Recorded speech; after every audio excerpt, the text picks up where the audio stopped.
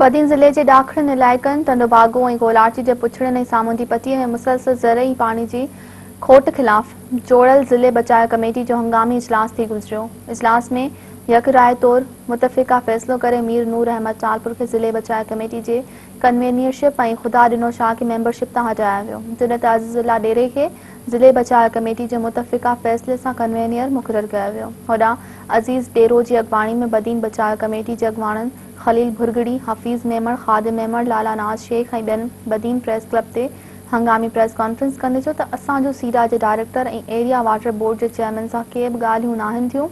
हुन चयो त असां लॉन्ग मार्च ख़तमु करण ऐं 14 जून ते सीडा हैदराबाद ऑफिस अॻियां धरणो हणण जो फ़ैसिलो वापसि वरितो आहे। हुन चयो त रिथियल प्रोग्राम तहत मातली खां पैदल मार्च जो क़ाफ़िलो हैदराबाद ॾांहुं रवानो थींदो। हुन चयो त असांखे एतमाद में नाहे वरितो वियो ऐं न ई असां ॻाल्हियुनि में शरीक हुयासीं।